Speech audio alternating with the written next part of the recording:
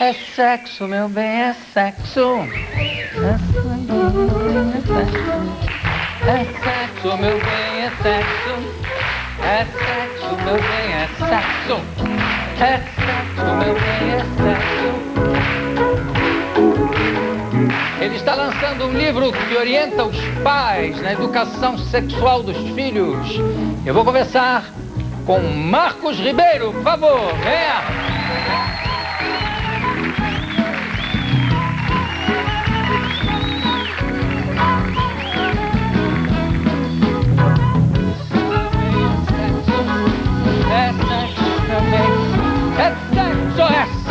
Meu bem, é sexo, é sexo,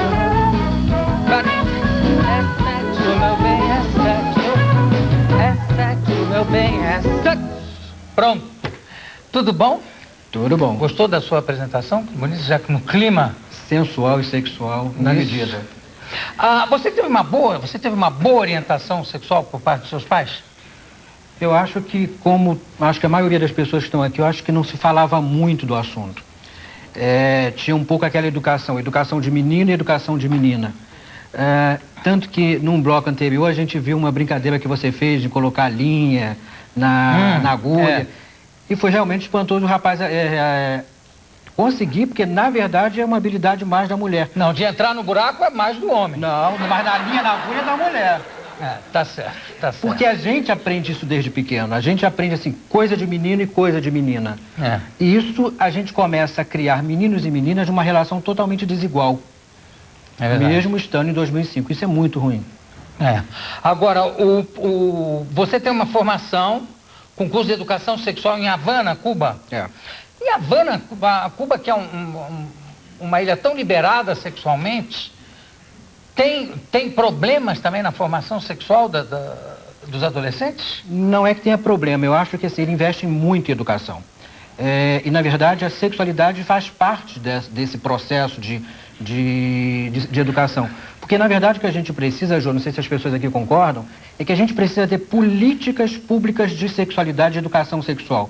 É inadmissível que em 2005 nós tenhamos adolescentes se engravidando porque não sabe sobre um método contraceptivo.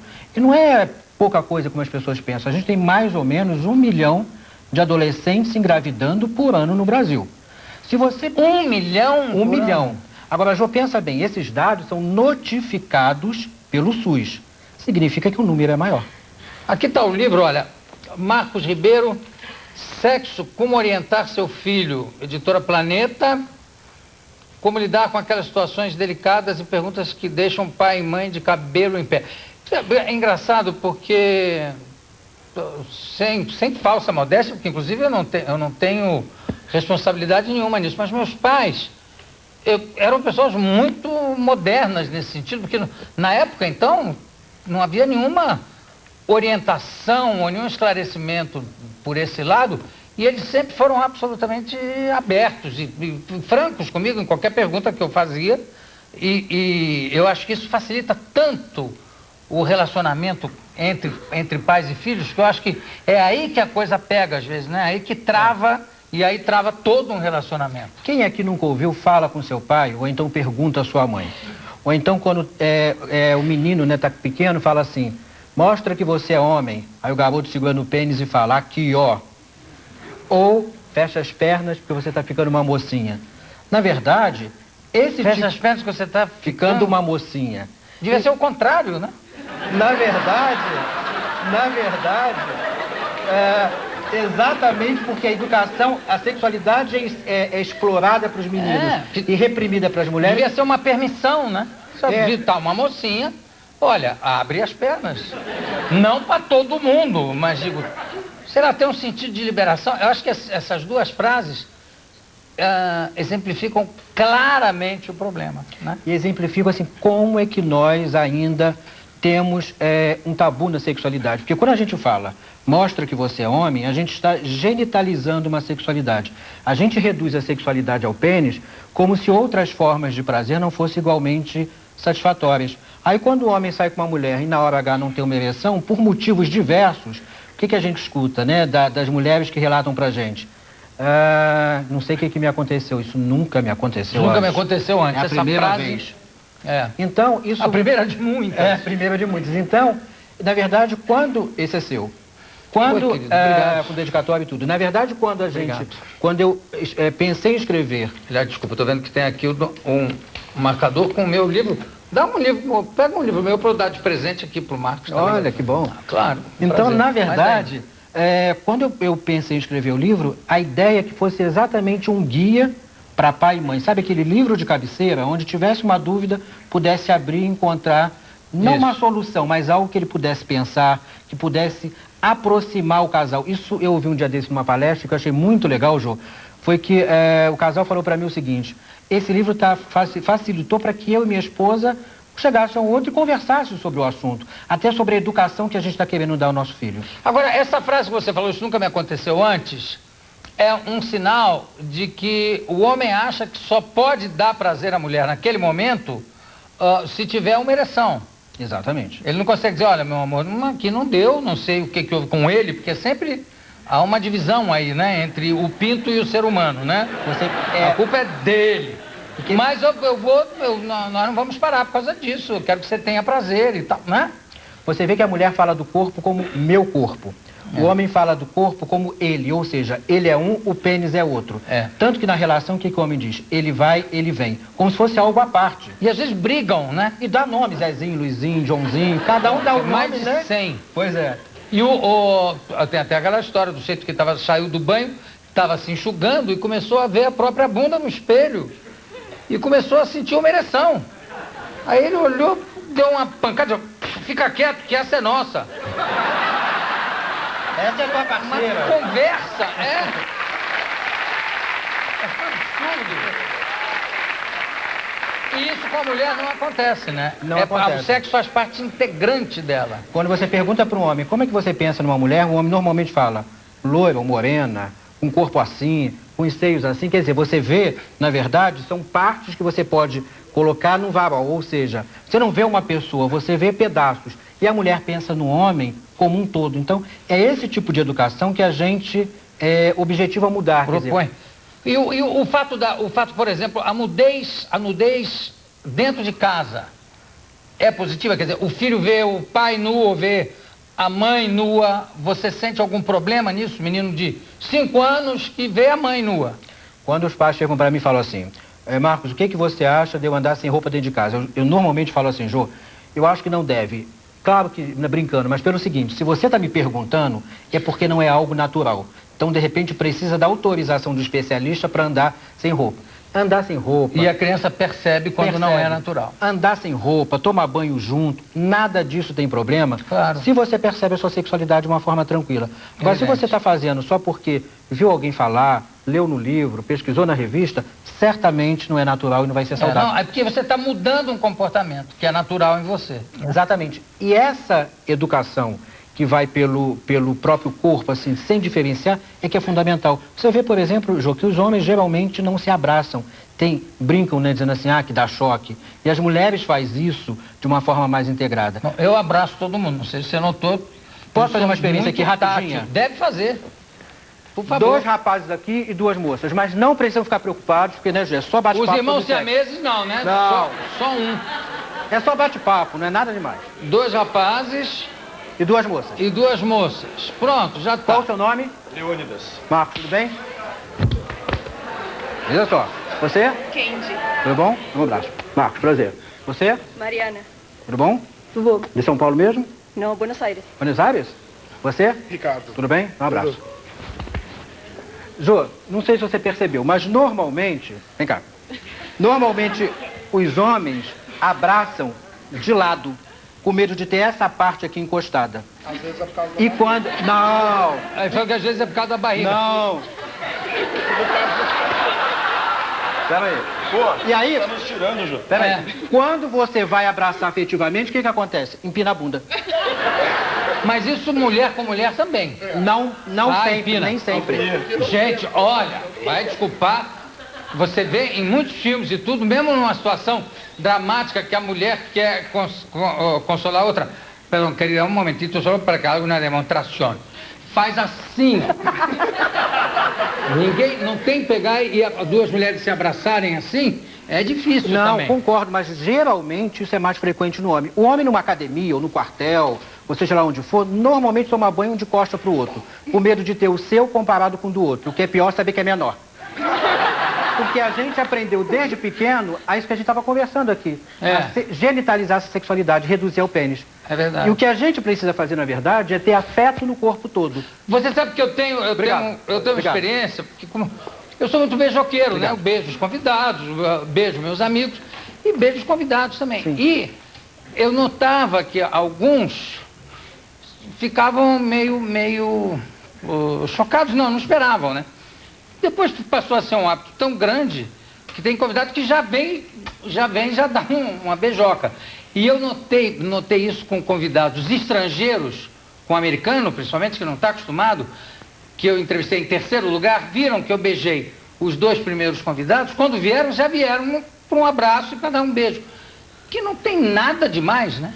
Na verdade, assim, a afetividade, ela faz parte da nossa relação. Quer dizer, homens que beijam, homens que abraçam, na verdade, esses homens são muito mais afetivos na relação com a sua parceira.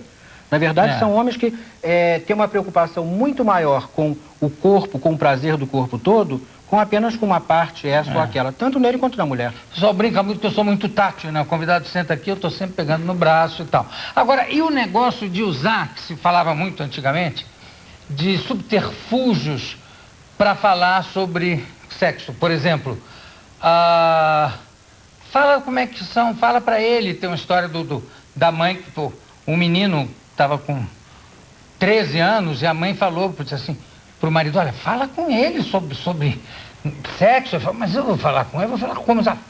Fala, exemplifica, fala sobre as abelhas, sobre os passarinhos. Aí ele falou, tá bom. Aí chamou o filho de lá e disse assim, escuta, você lembra quando sua mãe viajou, que a gente foi para a cidade e que a gente pegou aquelas duas mulheres? Lembro que a gente fez com elas? Lembro. Os passarinhos e as abelhas fazem a mesma coisa. Ainda tem essa dificuldade de gente que vem exemplificar para um marmanjo de 15 anos que a abelhinha pega a florzinha e que o passarinho vai lá e come a passarinha. Tem ainda isso? Tem tudo que você possa imaginar. Tem gente que fala para os filhos pequenos, 15 anos não, hoje em dia já nem tanto, mas criança de 3, 4, 5 anos, os pais acham que o filho de 3 anos ou de 4 anos está muito imaturo para falar de sexo. E a gente tem que entender o seguinte, idade para perguntar é idade para ter resposta. Ou seja, claro, se seu filho perguntou, pai, por que seu pênis é maior que o meu? Porque o papai é maior. Assim como os braços e as pernas são maiores, o pênis é maior também. Mais importante... E se for menor? Não precisa dizer. Que do menino. Não Por que o seu pingolim é menor do que o meu? Mas não vai criar esse constrangimento que a criança vai achar, eu sou meu pai amanhã. Aí já vai começar a encucar. Vai diminuir. Então, quando eu crescer, o meu também vai diminuir, assim? Então é melhor deixar isso para depois.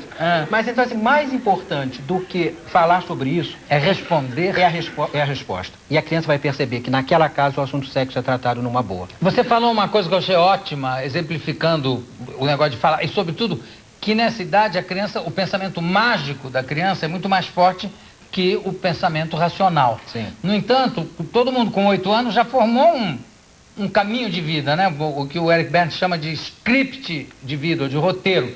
Então tem frases que você marca, por exemplo, aqui que eu achei ótima, larga esse peru porque vai acabar caindo. Como é que é essa história? Imagina, tem algumas escolas, não sei se vocês conhecem no país, que as crianças muito pequenas na educação infantil tomam banho juntas na escola, isso não tem nenhum problema. Só que o menino ouve em casa, larga porque vai cair, chega em casa, vê a menina com órgão sexual diferente, o que ele vai imaginar? Ela mexeu muito, olha lá, caiu. Isso é verdade. E não é brincadeira, isso é real. Quando você fala assim, o papai colocou a sementinha na mamãe, olha a horta crescendo. A criança, ela vive muito na imaginação, tanto que qualquer pessoa que está aqui... mágico mesmo. Exatamente. Qualquer pessoa que está aqui, Jô, se colocar brinquedos ou bonequinhos aqui, a criança vai entrar naquele mundo daquela fantasia que não vai ter para ninguém, porque o pensamento mágico é muito forte. Então é importante que a gente fale, claro, você pode falar assim, o peruzinho tem um nome, pênis. ela pode até não lembrar do nome pênis, mas quando ela ouvir em algum momento... E pode chamar ele com mais intimidade também, de pinto, de... Qualquer né, coisa, mas falar carinhosamente sobre isso. E tem uma outra coisa que a gente não pode esquecer. Quando você não fala sobre esse assunto na sua casa, você está permitindo que outras pessoas falem, muitas vezes... de uma forma maldosa. E com segundas intenções. E aí está certamente, falar do assunto é uma prevenção contra um abuso sexual. Você já teve essa experiência real do menino chegar em casa e ver a irmãzinha que não tem pênis e dizer, ih, olha aí, puxou muito, caiu? Já tive mães que falavam como agora vai explicar para o menino que não cai. Porque o garoto ficava achando que a irmã não tinha. Porque na verdade, porque não, ele viu e achou que cair. E é uma coisa cruel quando você fica falando para a criança dessas coisas, porque você distancia a criança de uma realidade. Claro. E quando a criança é pequena, formação de identidade sexual, assim, o que cada pessoa aqui se percebe como homem ou mulher, isso se constrói aos 2 anos e meio, 3 anos de idade. E muitas vezes uma criança de 5 anos já não tem, vamos dizer, poluição ou ejaculação. Mas muitas vezes com 5 anos de idade, a criança já tem sensações de orgasmo, não tem? Sensações de prazer intenso, que até ela nem sabe o que é. Ela só acha, eu tô tão feliz, o que houve? Acontece isso, né? Ejaculação começa na puberdade, adolescência. Agora, perfeito, orgasmo, pai e mãe que nos veem nesse momento podem ficar de cabelo em pé, mas é verdade. O seu filho pequeno pode ter orgasmo. Claro, o menino graças e a menina. a Deus. Né? Graças a Deus. Isso acontece desde pequeno. Então, na verdade, assim, por quê? É como se a nossa cabeça, o nosso cérebro registrasse uma sensação de prazer quando está tocando. E devolve... E nem sabe direito o que é, né? Exatamente. E devolve como? Devolve com prazer. Então, crianças que estão amamentando, bebês, têm ereção. Porque a amamentação é uma resposta muito prazerosa para a criança. E para a mãe também é prazeroso, E para a né? mãe também. É uma relação erótica muito profunda. É o primeiro contato da criança com o mundo através do seio materno. Então a criança tem uma ereção e na medida que ela tem essa ereção, ela sente uma sensação muito boa. E que quando ela vai crescendo, ela começa a brincar e aí que começa a masturbação. O contrário também às vezes acontece, como a história da menina que descobriu que o menino tinha um irmão que tinha um pênis, tinha pinto. E ela ficou espantadíssima e disse, mamãe, o que é isso? Eu não tenho. E a mãe falou, não, quando você crescer, se você for bem comportada, você também vai ganhar um. De outra e a menina falou, e se eu for mal comportada? Aí vai ganhar vários. Essa é uma mãe esclarecedora, né? Já pensando no futuro. Agora... não, eu acho que quando é uma coisa muito que é importante ressaltar é o seguinte, quando fala assim, o menino tem pênis e a menina não. Não é isso, na verdade. Não, claro que não. Que a gente Muito escuta bem com isso. frequência. O menino tem pênis e a menina tem vulva. São órgãos sexuais que se complementam, mas são Vulva diferentes. ou vagina? O que se fala? Vulva? Vulva porque é o órgão externo, né? Vagina é o canal que liga o útero. Agora, vulva é um nome esquisito, Parece né? aula de Assustador. geografia. Parece, mas não é. Parece aquela coisa assim de promontório, sei lá, de coisa, né, geográfico, de acidente geográfico. Marca de carro, quadro. Península, vulva, não sei o quê. É verdade. Por que tem esses nomes tão assustadores? Que vulva também parece a caverna do lobo mau, né? A vulva. E que, na verdade, assusta muitos homens. E por isso já começa a assustar a criança desde cedo. Exatamente. A moça tem uma vulva.